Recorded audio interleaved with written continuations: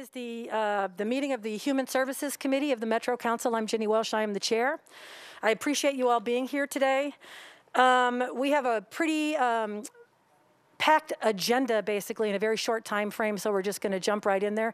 Basically, the format is I have some questions that I would like to ask of Interim Director Survey and Director Pratt, and then I will, after I ask some questions and we hear what they have to say, I will open up the floor to some of my fellow council members who might have some questions. So once again, thank you all for being here. And Mr. Survey and Director Pratt, could you just double check your microphones and make sure those are working? Perfect. Sometimes it's very empty. Thank you all for coming out today. We called this meeting because of what happened with the encampment under the Jefferson Street Bridge. And we have some questions about why Metro policy in terms of coordinated entry was not followed. And I'm hoping that you all can explain today and give us an idea of what you are seeing as we move forward. First of all, I'd like to come to you, Mr. Survey. Could you tell me what you see as the mission of the Metro Homeless Impact Division? Yes, our overall mission is to house those that are not, that are living in outdoor communities, and to be able to provide housing first initiative through every means possible to get a person in a safe, warm, dry place to be nurtured and cared for. Director Pratt, do you concur or have anything to add to that?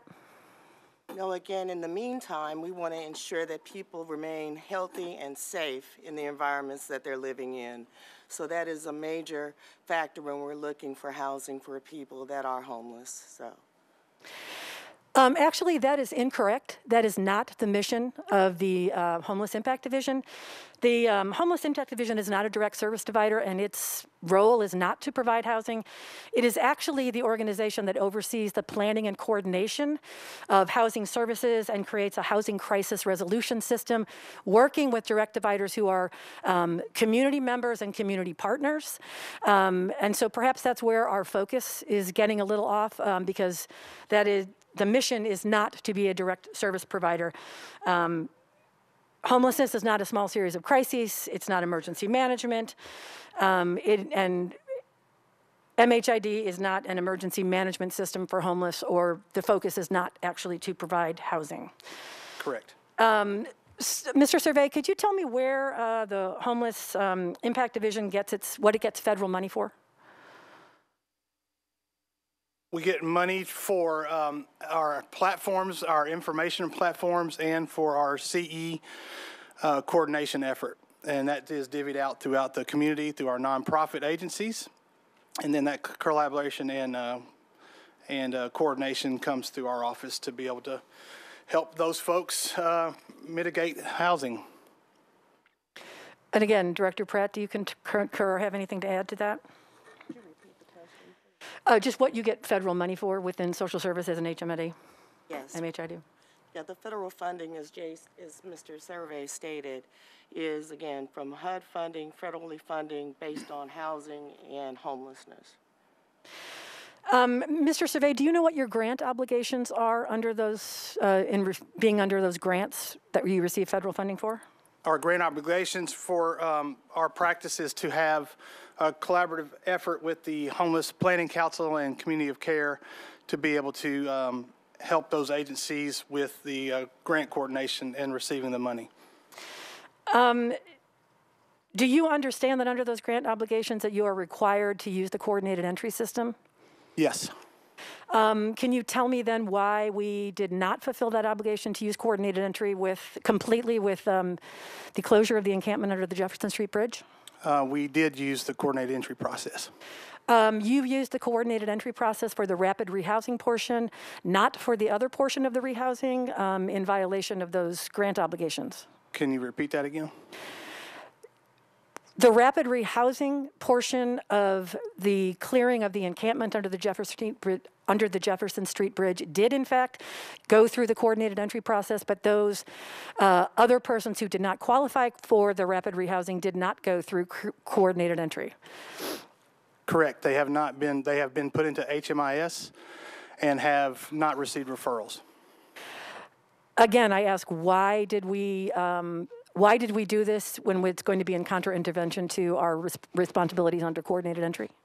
We are not violating anything with coordinated entry in this process with our partnership with the Salvation Army, who was working with the folks under the Jefferson Street Bridge to have them into HMIS and the coordinated entry process. Not all have received the referrals at this point. Once again, that is not exactly true under the obligations for coordinated entry. Could you explain to me, Mr. Survey, how you think the coordinated entry program works? Right. Coordinated entry, there's 4 steps to assess, then the assessment phase, then we prioritize, and then we receive the referrals. And how does it prioritize? What does it prioritize? Prioritization within that means is their vulnerability assessments. And then those are coordinated through CE process within our office and our community partners. And then those referrals are received through our partners through that meeting that happens weekly out of the CE planning. Do you feel that coordinated entry is a first come, first serve system? No. Then why were some of the people under the Jefferson Street Bridge who are not, you say, in the coordinated entry process yet, why were they prioritized and removed from the encampment? They were not. That is a false statement. Can you tell me where the people who were in the encampment are? They're still at the encampment at this point. Salvation Army and our outreach workers are working together to work that coordinated entry process. And we are also offering the folks that are there hotel rooms if they would like to go there until they receive the CE entry. The coordinated entry process requires that as we prioritize based on need and vulnerability, that it be personalized to the need of the individuals who are living in encampments or in shelters. We kind of jumped this system and we didn't follow our own policies and procedures. If people are going to motels, who is paying for the motels? Where's the money coming from? Money's coming from Salvation Army funding, and also social services has offered to provide a few hotel rooms until the follow-through can happen with the coordinated entry process. Basically, with coordinated entry, we would already have a system and a line to follow in place. We're kind of doing this backwards, and once again, we are prioritizing people who are not identified as the most in need and the most vulnerable over people who are in the system and have been identified as such throughout the continuum of care and coordinated entry. Do you have anything to add about the coordinated entry process, right, Director Pratt? Or sorry. I'm sorry. Go ahead, Mr. I'm Survey. sorry. Go ahead. I thought you were referring to me. Sorry. No. Director Pratt, do you have anything to add to that? Yes, we also use the by name list that's created after coordinated entry, and we've used that, and some people might possibly be on that list if they are under the Jefferson Street Bridge. But we're working that now, and I don't know at this point, and you might want to respond to that. Go ahead, keep talking on how many are left? Yeah. Okay. And at this point, we are down to 9 people, my understanding, and Mr. Survey can speak more to that as well. Right. There were, the last count was 12. Over the weekend, we had 9 individuals, but those have been approached by either Homeless Impact Division outreach workers or Salvation Army outreach workers. Generally, in coordinated entry, that all happens first. In fact, those people who were in the rapid rehousing program under the bridge who were, in fact, in coordinated entry were identified by going through the coordinated entry process as those most in need and most vulnerable, and they were prioritized to receive those services. Again, how long is the money going to last for people in motels that you're going to be removing from the encampment? Hopefully it will be short term, and we're working on a housing plan with them while they're in the motel. I have a fund, a discretion fund that I can use called the Camilla Caldwell Fund, that I can use those funds to assist with motel rooms for people that need a temporary location until we place them in housing. When are we going to place them in housing? What is the long-term plan? Because placing people in motel beds are shelter beds. That is not housing. What is the long-term plan for getting these people into housing? To get them into the coordinated entry process, and then to get them rapidly rehoused into a lease that is 12 months long, and then ultimately try to get them into housing on their own. My understanding is that all the persons under the bridge were actually in coordinated entry, but those that did not get in the rapid rehousing program actually were not identified as those most in need and most vulnerable. Mr. Survey, can you explain to me what you know about HMIS and the stewardship of its data? The stewardship of its data, I know that the HMIS process is the process in which we go out and do our outreach work within our department and within our nonprofits partners that go out and do that. They gather that information that's then put into the platform, and at that point, they are then given the opportunity to receive or get into the CE system to where they receive that vulnerability assessment, and then the vouchers or rapid rehousing, whichever comes first through the office. Who has the responsibility for the data in the HMIS system? Our HMIS office, and then ultimately us as a coordinating agency. That is incorrect, actually. You manage that system on behalf of the continuum of care, and it is actually the community's responsibility. And at any point, the continuum of care could request that that be moved from out of the jurisdiction of HID. So no, you don't control or have stewardship of that data. Understood. The policies and procedures of coordinated entry were written by HMID and the community. Have you read those? Yes. Then you know that, if you did, that all federal and metro dollars that have to go through the coordinated entry process. And I ask again, why did you circumvent that obligation in closing down this encampment? Nothing has been circumvented. Do you understand the coordinated entry process, Mr. Survey? And I'm still new and learning, so yes, every month is a new challenge and some new education for me, but the system was not circumvented. I would disagree with that. Why did you prioritize the encampment that you were going to clear? Why Jefferson Street? Great question. This has been in process for for over a year. The Salvation Army has been working with this encampment since 2020.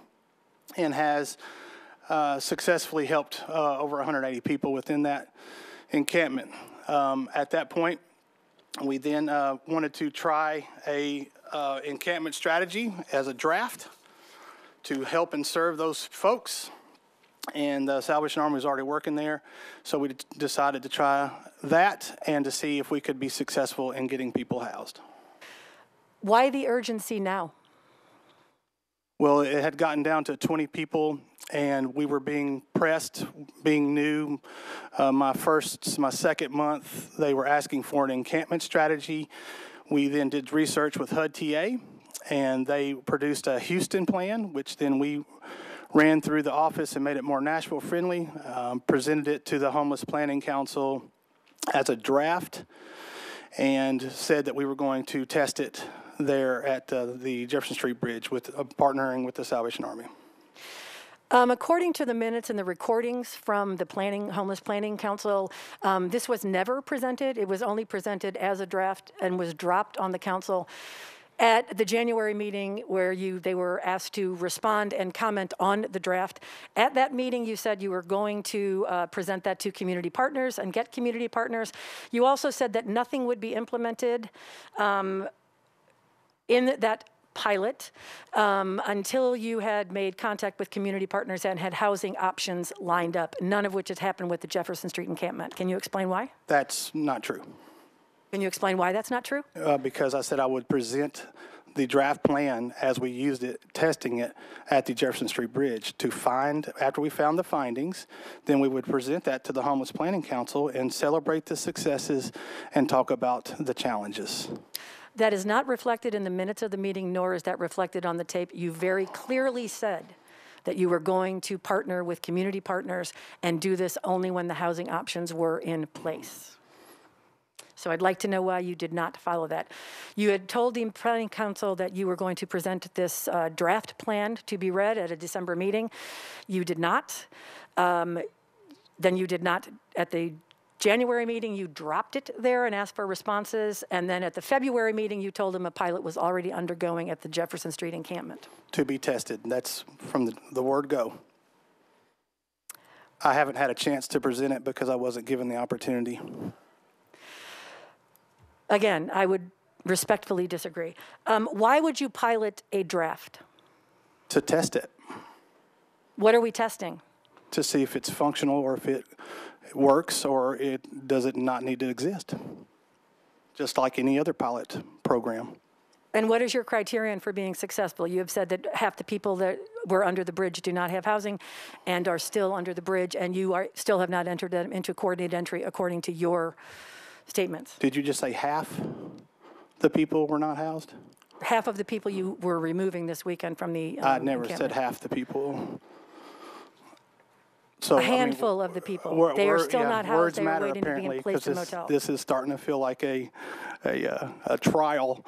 But I am trying very hard to fill some big shoes that were left there from Judith Tackett, who did a wonderful job, and moving forward, trying new processes to test those to see if we can better ourselves in providing housing for those that are in need. Why did you not seek any input from the community before doing this? We did. We sought community through a charrette that was held in 2 different meetings and got the public input first. Not first, but we ran it by the community. The charrettes that were hosted by Vice Mayor Schulman were not presented as being part of a metro plan. So why did you not seek any input from your community partners and the people in the organizations and agencies, the 46 organizations and agencies in the continuum of care? Thank you for that. Yes, and we did do that in January, and we asked for input and responses from our community partners and received 0. Once again, I listened to the tape of that meeting, and that is not true. There was not any input from community partners except that they wanted more time and asked for a presentation of this plan to be made at the February meeting. Yep, which was the plan, and was unable to present it. And why were you unable to present it? Time ran out, and we were arguing over a news media release. Is that a priority, a news media release over this plan? It was at the Homeless Planning Council. Again, I rather respectfully disagree. The draft, which is very clearly labeled a draft that has had no response or input from community partners, is basically some of the ideas taken from the charrette, which again was not necessarily presented as a metro option, and also cut and pasted from something called the Houston Plan. Why would you want to draft a plan that is not city-specific to Nashville?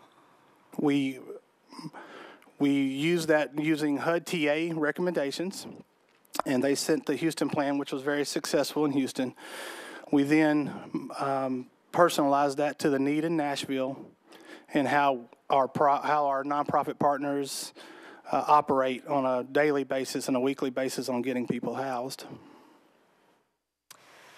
It's interesting that the Houston plan is based on coordinated entry, which is something we're already doing. When we follow our coordinated entry plan, we are essentially implementing the Houston plan. The difference is that the continuum of care in Houston is funded with $40 million, plus there is a $100 million commitment to eradicating homelessness and addressing homelessness long term. The commitment in Nashville right now is $6 million. We are not sister cities, and it's kind of apples to apples. So again, I ask, why was this not adapted and made specific to the Nashville community? Hence a draft form. Why is a pilot It hasn't been adopted. It hasn't been voted on. It hasn't had anything but a try, and that is it. And then it'll be presented to the Homeless Planning Council, and they can then critique and give me their recommendations, and then we will press forward. I think that the correct process for that is the Homeless Planning Council first, and then we implement Under the terms of governments of continuum of care, that is the process. It's the Homeless Planning Council first, and then we implement. We understand that. Are you aware that under the Houston plan that no encampment is shut down until every person has permanent housing secured? No. That is a fundamental of the Houston plan, and I'm just curious as to why you don't know that about the plan since you're piloting something based on that. Been here 13 weeks, 14 weeks now, and still trying to research and figure on that. But I do know that everyone is given ample opportunity and ability to get into the coordinated entry system when we are at Jefferson Street. We currently have 1,674 households in coordinated entry that are already prioritized. Once again, if we go through the coordinated entry system, we will be prioritizing those who have been identified as having the most need and the greatest vulnerability, and allocating the resources in a way that is equitable and takes care of our most vulnerable.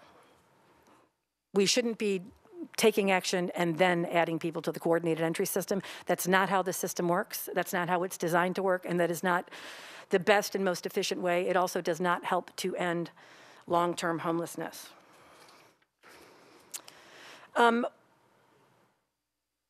Though you say that all the service providers knew this was happening, that is not what I have heard from service providers. So I'd like to know who specifically you told that this was happening over this weekend. We announced an encampment strategy. First, we were challenged with an encampment strategy the first week that I took office because one doesn't exist. So that's why we went into HUD-TA for their guidance. And then to get to your question or statement, why we did from December, January, and February, we told the Homeless Planning Council that we were going to use this draft form to exercise and practice and test this new encampment plan. So everyone at the Homeless Planning Council knew this. Again, all the members of the Homeless Planning Council say they were not informed. I would doubt that all the members would say that. Who did you tell specifically that you were starting to clear out this camp this weekend? I told the whole planning council that we were going to start clearing that out. Again, the members of the planning council say that that is I have to respectfully disagree. Incorrect. Just out of curiosity, can you tell me when that sign that says there would be no encampments allowed after February 14th, 2022, when the work order for that sign was placed? Thursday, and I think it was put up Friday. You got a 24-hour turnaround on the signage? Had 30 days notice to every person that was residing in that area. Again, according to outreach workers on the ground on Saturday, many of the people at the Jefferson Street encampment had no idea where they were going as of Saturday. And if you're saying many are still under there, they are probably wondering where they are going also. They said no outreach was done to them. The residents of the camp say no outreach was done to them. No outreach. I have to respectfully disagree. Some tweets and social media posts from HID seem to indicate that some decisions have already been made, and this was actually a pilot for the closure of the encampment in Brookmead Park. You had a meeting just last week with the mayor's office and the rather arrogantly named Reclaim Brookmead Park group. It seems that HID is being very, very reactive to very loud, white noisemakers who are inconvenienced by the realities of homelessness. And we can't develop policy or allocate our resources based on who screams the loudest. So I'm wondering why you feel compelled to do this. I haven't started an encampment plan at Brookmead. There are outreach workers that go out there on a regular basis out of our office and out with our nonprofits every week to do outreach work and to put people in HMIS and then enter them into CE. So there's not an encampment strategy for Brookmead. So you are saying that it is not in your plan to close the encampment at Brookmead Park as the next action taken by your office? Not yet. Nope. We're not looking. We're not looking at doing that right off the bat. We're looking at every encampment and the vulnerability of the encampment and the safety of the encampment and the people that live there and the people that are surrounded by there. So there's a lot to that, ma'am. To say that I'm focusing in on one would be a terrible statement, because that's not the focus at all. It's to find an encampment strategy to help us decompress and find housing and help for those in need. So whether it be abuse, substance abuse, or mental health, or even driver's license, social security numbers, just like the outreach teams do across our city through our nonprofits, which, the Homeless Impact Division doesn't house anybody. We just help coordinate and collaborate with those partners. So that's happening every week. So there's a lot of statements that have been made over the weekend, especially because I don't have social media or anything like that, but I get to hear all this, right? So a lot of that was on false pretenses or assumptions.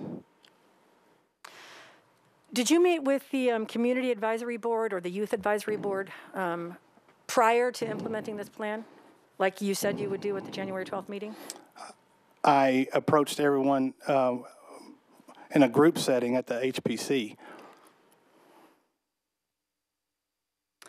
I have not had any individual meetings with nonprofits to this point.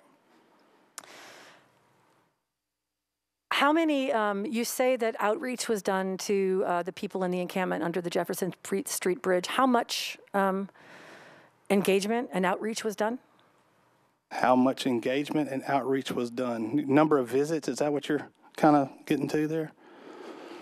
Did the people in the encampment under the Jefferson Street Bridge have a timeline and know when they would be displaced? In the past, we've always made sure that people are very informed, right, and they know what's happening. For the past 30 days, they've been reached daily. Again, I think that might be a surprise to them, because they told workers on the ground that they did not know what was happening and where they were going. I would like to talk to the workers that are making that statement. Who signed off on this plan to clean out the encampment this weekend? The mayor's office. So is this the official policy of the mayor's office? Perhaps I should address that to Mr. Jameson. Is this the official policy of the mayor's office? That we are going to violate coordinated entry and start clearing out encampments? Hold on, I got it. Hi, hold on, Kristen, let me find you. Try that. Sure. Thank you. Hi, Kristen Wilson. It is absolutely, if someone comes to us and says, we have a housing plan for every individual that is underneath that bridge and we are working to move them into housing, for us to be supportive of that.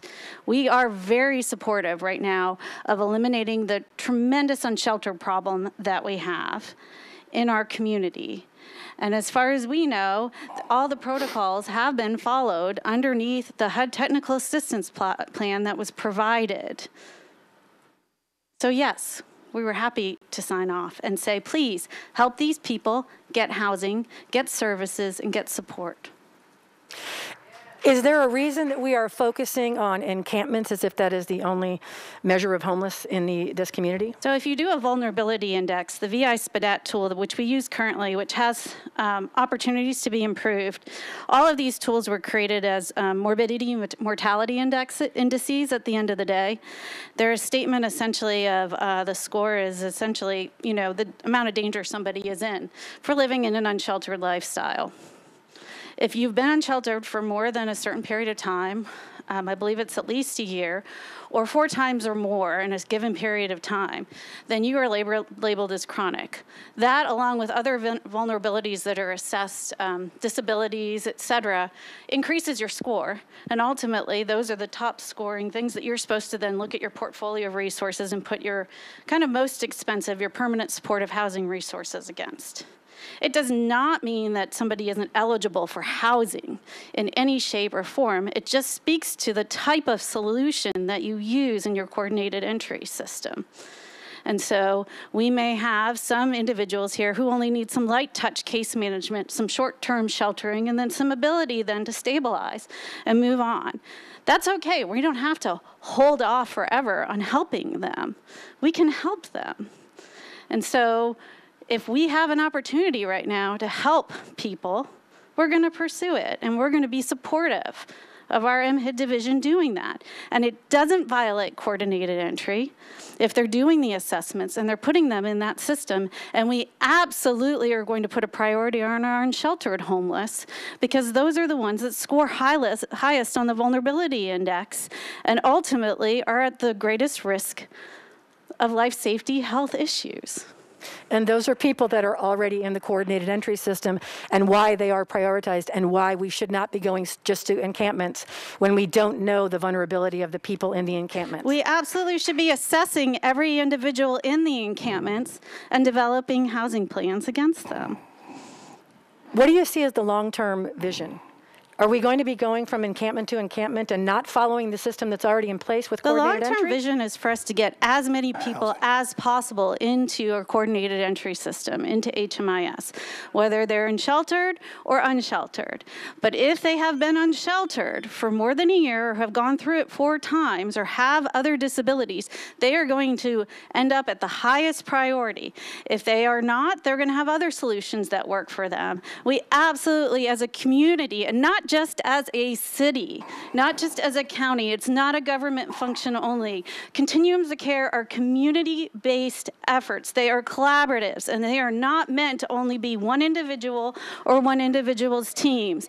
Every single nonprofit, every single member of the business community that says they want homelessness to end, every single member of the faith community that says they want homelessness to end should be participating, volunteering, and helping with this collective effort to get every single homeless individual assessed, and for us to build up the right portfolio of solutions to help people get into housing.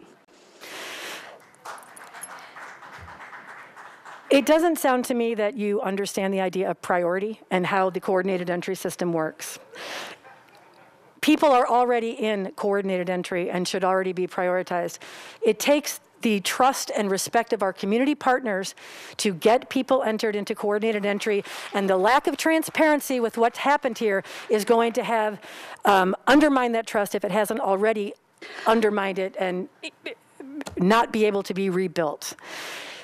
We have a system of priority already in place, and it should be followed. And if we are going to be efficient and help the greatest number of people in need and the most vulnerable in need, we need to follow the system that is in place now, today.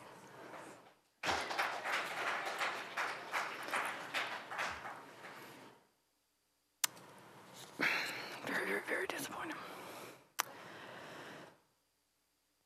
Director Pratt, I have some questions for you. The way things are currently structured right now, Mr. Survey and the Homeless Impact Division reports directly to you. And I have to assume that you were involved and informed about this plan, which again, does not follow the policies and procedures of coordinated entry as represented in the governance document of the continuum of care. If you know the function of MDHA and its obligations under federal grants to implement coordinated care, why did you approve this and allow this to happen? From my understanding, several months ago, this plan was put underway to look at Jefferson Street and address the issues under Jefferson Street. Sorry, I can't speak to the questions you're asking me specifically about the rules and the regulations without me reviewing. I'm sorry, without me reviewing those as well. But again, this plan has been underway for several months. So initially, there was a plan to shut down Jefferson Street, and that plan was slowly being done. And if I'm not mistaken, how many were housed when the plan first started? So I'm not sure if you guys can hear me. But I would say in 2020 is when these efforts began. I watched that camp grow from 180 down to the last 2 to 10. That's debatable. And people using the plan, using a model or different iterations of this plan, were successful in getting housing through the coordinated entry process, through the systems that we have in place, through the housing efforts that we have in place. We have numbers and reports here that we can share with everyone that's here, just to show you that the work has been done. Because there was not public will and or political will at that point in time to resolve homelessness, the crisis of homelessness for those that were under the bridge, the last 10, here we are with that camp growing again. I think we all can agree that absolutely no one deserves to live under a bridge. I think we all can agree that absolutely no one deserves to go through that trauma. Where we differ is in the process. Do we want to limit ourselves based on process and semantics? Or do we want to house the people? If we have funds and resources in our city today, do we want to house the people? I think, Ms. Calvin, that what you were talking about was a Salvation Army plan and not a continuum of care plan. I believe you worked at the Salvation Army then. Also, under coordinated care, people are prioritized, and the question still remains why the people at the Jefferson Street Bridge were prioritized over people in coordinated entry who are more in need and more vulnerable. They were not. That's the point. How can you assure that? Because I reviewed that with CE today preparing for this meeting.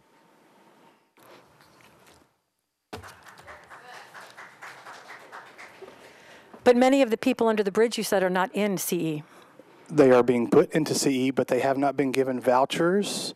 Some have because they met the vulnerability assessment and put into CE. Those people are being worked with first. The others are going to be in hotels if they want to go, and then they will be entered into that with an assessment score and wraparound services.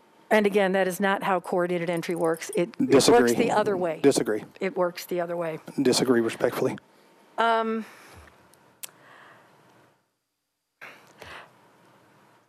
a fundamental problem with this approach. Not only do we seem to be listening to the loudest white voices, by focusing on encampments, we are also focusing on the poor white population at the expense of people of color. Most people in outdoor shelters are white people, and most people within shelters are people of color. So there is an inherent inequity in going about this approach, which is another reason that it is so important that we make these decisions based on the coordinated entry process. And as resources become available, we allocate those resources in the most equitable way so that we do not waste our resources and we house the people greatest in need. Couldn't agree with you more. People in need help, and they need housing.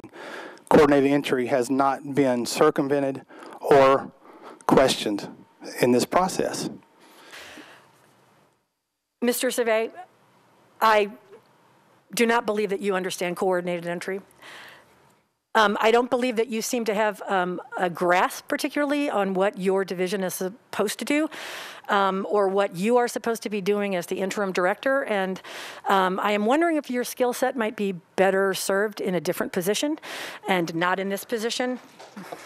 I appreciate your opinion. But we're knocking it out, and we're helping people get housed and get help. Director Pratt, you hired Jay as the interim director? Yes. When do you plan to hire a permanent director? At this time, we're working with the HUD TAs to review the functional job description for that position. We want to get the best and the most qualified candidate, and we're in the process of reviewing the functional job description as we speak. Once it is formulated and we go over it with them, then we will start the process of looking for an interim director. And what will that process be? Will that be a national search? What will that be? We plan to do a national search. Do you always do a national search when you're looking for directors in your department? I only have assistant directors in my department, and depending on the position, at times, yes, we do a national search. Do you think that having a separate Office of Housing and Homelessness would better serve the needs than the current structure? At this time, my department primarily is focusing on homelessness every day.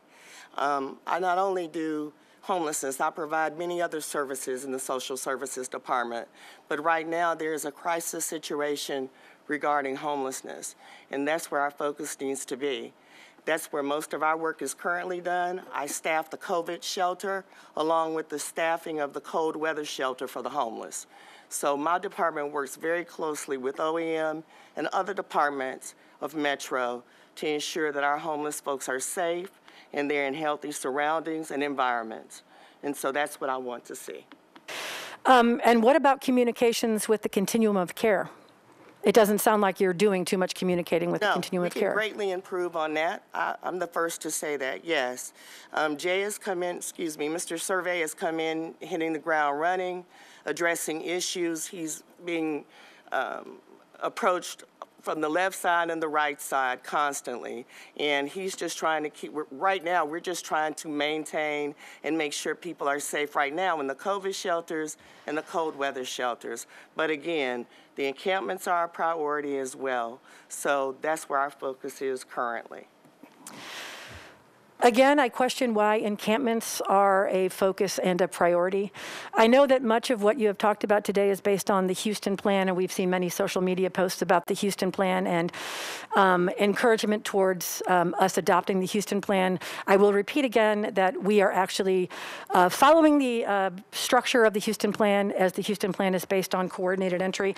Mr. Survey, do you think the coordinated entry process is fluid or static?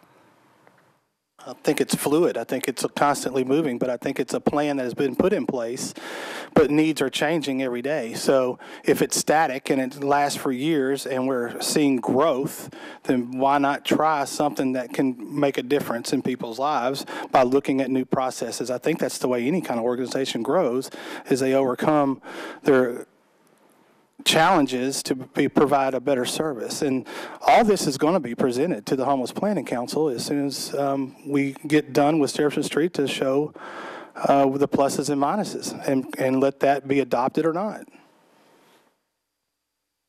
I'm glad that you understand that the coordinated entry process is in fact fluid.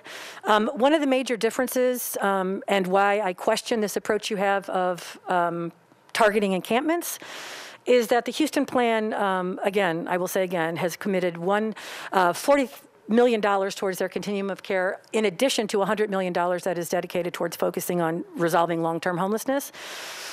They also have dedicated dollars and came up with an encampment plan with money behind it to focus on that. And that is something that we could do in this community with the approval and guidance of the community, the continuum of care, if we have the money. Right now, we don't have the money to do that, which is why I question the wisdom of how you are choosing to allocate limited resources within Metro. You have recently summoned the social media department of the Homeless Impact Division, has been tweeting about and promoting the meeting that you had last week with the mayor's office and with Reclaim Brookmead Park. On their social media, that group has referred to residents in Brookmead Park as vagrants, criminals, and used other demeaning language. They have also posted drone footage of the encampment. And I'm wondering that given all that, why is that being promoted on an official government social media platform? Yeah, we will not align with any organization. But when we found out that that had happened, we immediately pulled that down because that is not our stance whatsoever. Quite a bit of that social media still remains, and we just had new social media posts from your office today promoting Reclaim Nashville and their attempts to reclaim their neighborhood. I will get that handled. Would either of you like to say anything else before I open the floor to questions?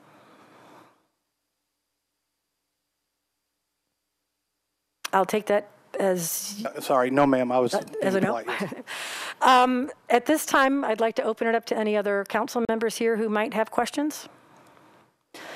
CM Rutherford.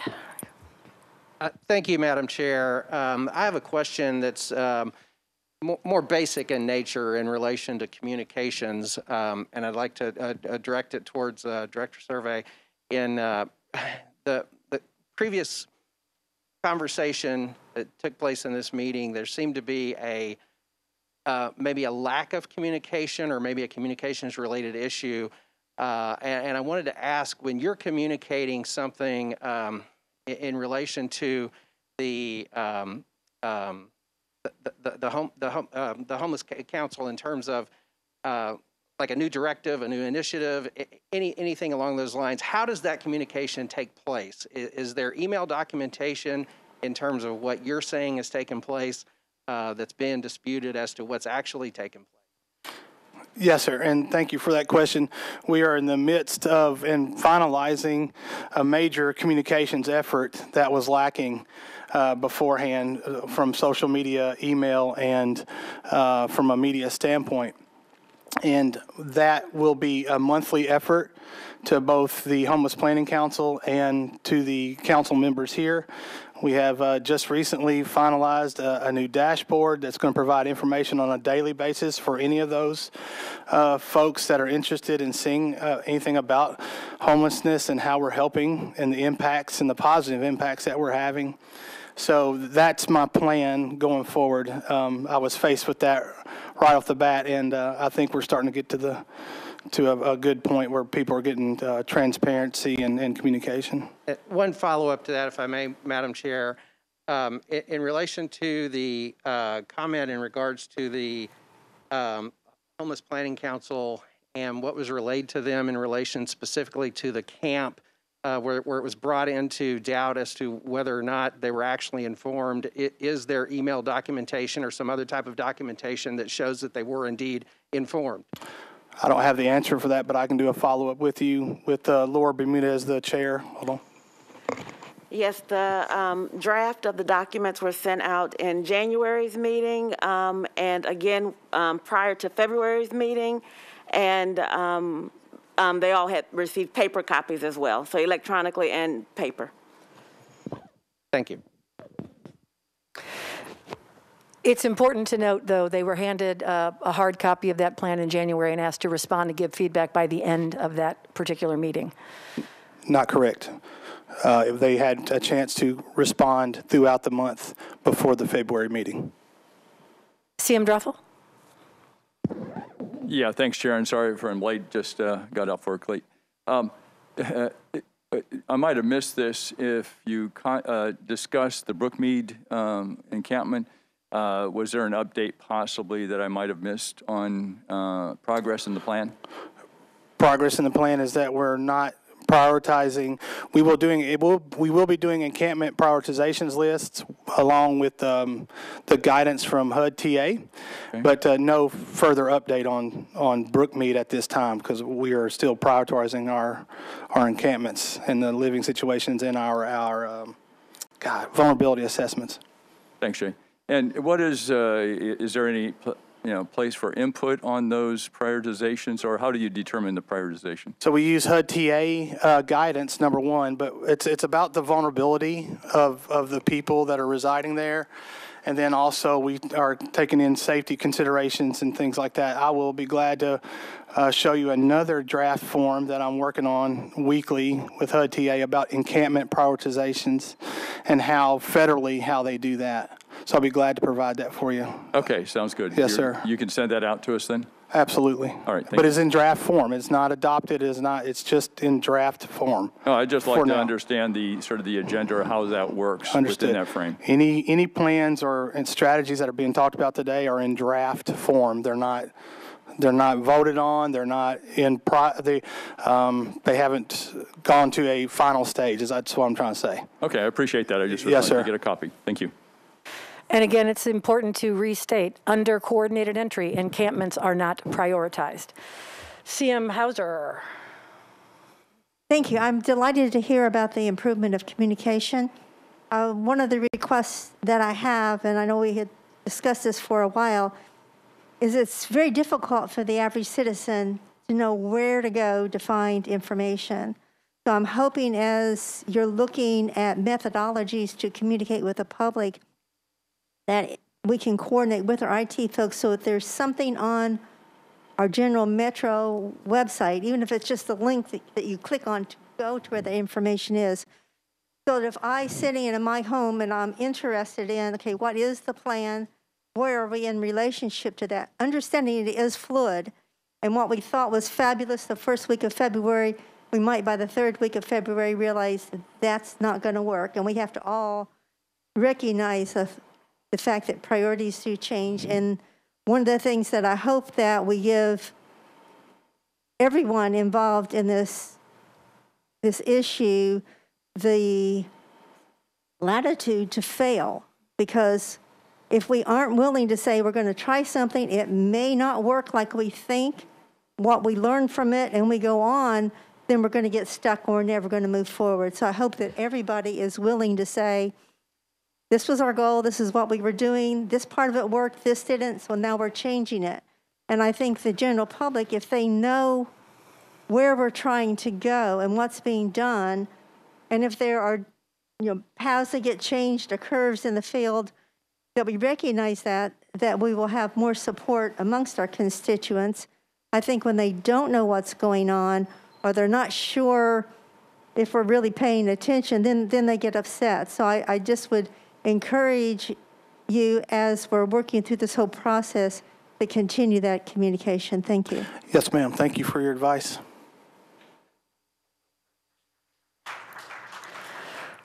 Director Survey, Interim Director Survey, is MHID still operating under the Homeless Planning Council Strategic Community Plan? Yes. 100%? What? Yeah. So we are in the process of having a community refresh. Several of our partnering agencies and community stakeholders probably received a notice in order to join a committee to help with refreshing the community strategic plan.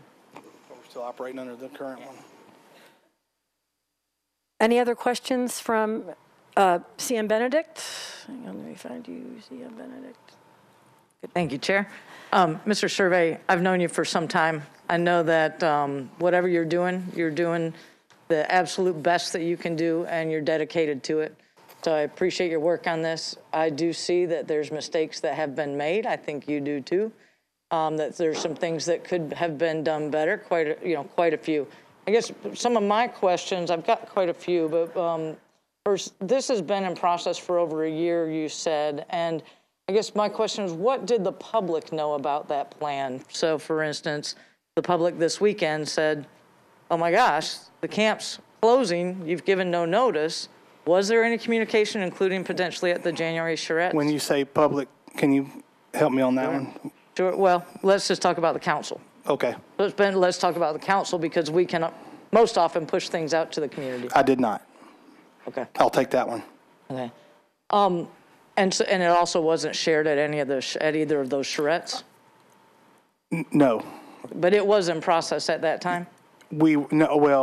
Not an encampment closure. We were looking at the draft to put that in. We were getting public opinion on the draft at that point. But outreach was being done, and the CE process was being done at that time. So that's clarify that question.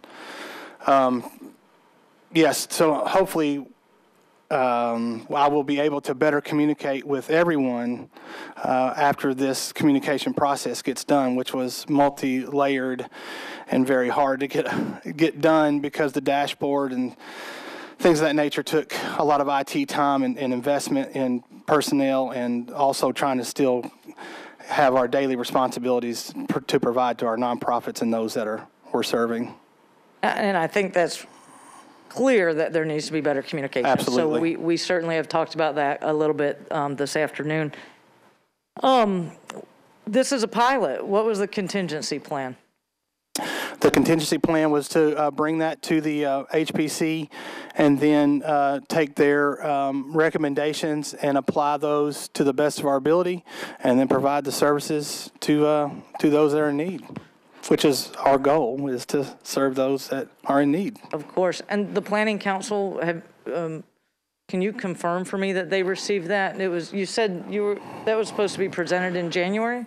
Is that right? I may have missed this. Presentation was supposed to happen in February, meaning the draft form and where it was and how it was working. But the Jefferson Street Bridge project is taking a few weeks longer than what we had projected because of the time. So the times on that encampment strategy were being tested because of the the Madam Chair had said about the availability of units is always the strain here in Nashville. So we have a supply and demand issue, and we all know that in this room. But so it was taking a little longer than what we expected, so we didn't have the results by, I was going to give them an update in February and then a final study when we were complete, if that makes sense. Yeah, again, I think that there's some opportunities here for us to learn. I do have a couple questions for Ms. Pratt. You mentioned that I don't think we got a final answer on how long would hotel rooms be available for anyone who needs one? As long as necessary. When we closed Fort Negley back years ago, and we paid for motels at that time, and we had someone that we paid up until 6 months until they were housed. So it's based on the situation and when they're going into permanent housing. Is that something that's, where do those Funds come from? funds come from? I have a fund called the Camilla Caldwell Fund, which is a donations fund, and I have the discretion to use those funds in that capacity. And so so those are not public dollars? No, they're donations. It's a donation fund. I guess what I'd like to understand is a commitment to a communication plan of some sort. So if something like that could be put together to help satisfy what the community's looking for from a communication perspective, as well as this, so Chair, if I may, and I know I'm supposed to be directing these at you, so if that may be something I would like for this committee to consider reviewing, so that we can understand, what that communication plan will look like. If it's not coming, is it normally coming through the Planning Council, or how does the communication with our partner agencies work?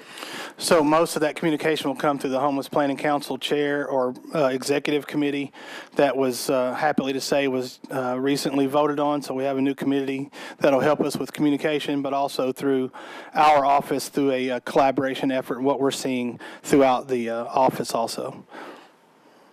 And I think this is my last question, Chair, which is for all of the people who got into housing, how do we know how long they stay in housing, and are they still in housing today? I can't answer that question due to the fact that I haven't had the time to be able to research that, but I will get back to you on that. That's a great question, and I'd like to know that too. Does anybody up here have anything to add to that? No. We can provide that for you. Yeah, yeah, that's it. Thank you, Chair. Thank you. Is there a long-term plan in place to make sure that these people don't end up back on the street in days or weeks or months? I want to speak. That's why we provide the case management assistance. They also have housing navigators that help them find the housing, and then we provide the wraparound services to hopefully maintain the housing and hopefully help them to sustain the housing. April.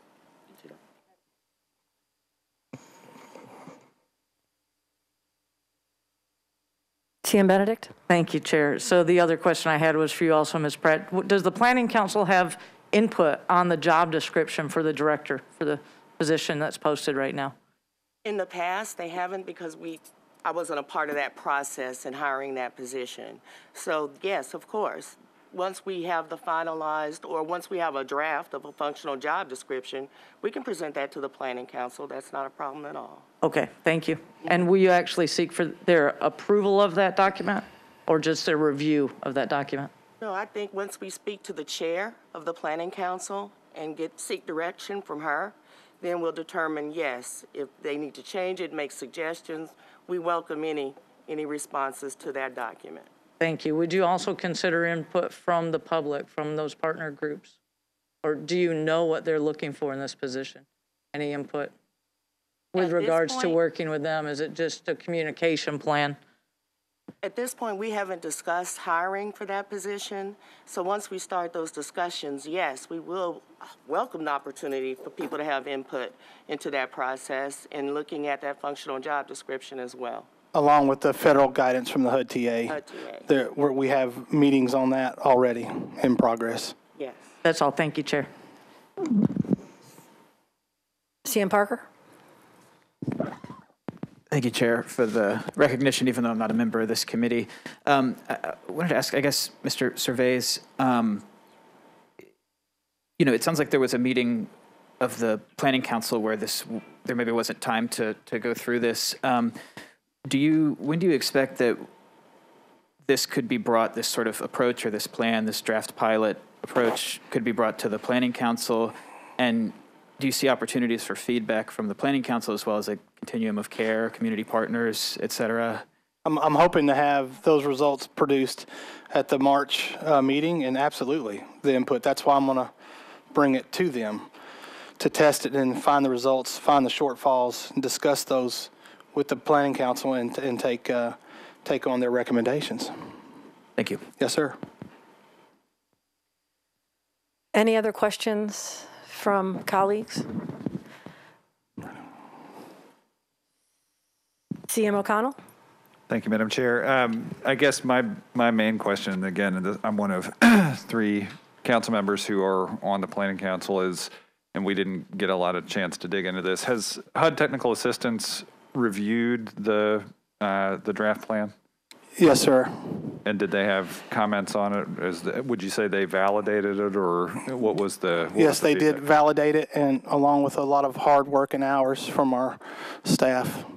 Okay, and then just so everyone is clear, I mean, I think the standpoint of the Planning Council was we received on February 2nd the draft, and then I think the expectation was that we would review it. We have not yet. So, I just want to be clear on the timeline of when things received and what the expectations were, because I think there was some miscommunication about when comments might be expected. And I think most people on the Planning Council were expecting we would get a presentation, discuss it, and then comments would be forthcoming from there.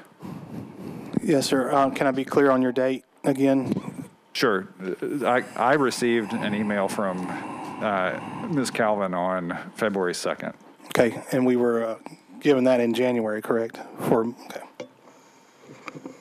Hey there, Councilman O'Connell. So in January, I submitted a digital copy to everyone before the January meeting, and then January the 12th, everyone received a paper copy. So that probably was maybe January 10th or the 9th that the digital copy was vetted. And then January 12th is when everyone from HPC received a paper copy. Forwarded it again in February, along with the notes and comments from the charrettes. And then again with the total package for all the documents that we submit to the HPC before February 12th meeting. So maybe it's been sent 4 times. I mean, I'm going by my own inbox, and I know I was included on correspondence on January 11th from Carrie Gornick, who is also on the Homeless Planning Council, and you actually responded to that saying, unfortunately, it did not get sent out due to staffing issues and should have a rough draft. And that was the first paper copy, but anybody who was did not get a paper copy, did not get a digital copy, to my understanding, until February 2nd. Thank you, sir. Any other questions? I guess then we have gone slightly over time. I want to say thank you to the Planning Committee for giving us this extra time. Thank you all for coming out. It's very disappointing that the lack of transparency is undermining the trust of this community, trust that's taken years and years to develop. And I hope that we can do much, much better in MID and in MSS so that we can stop having these problems.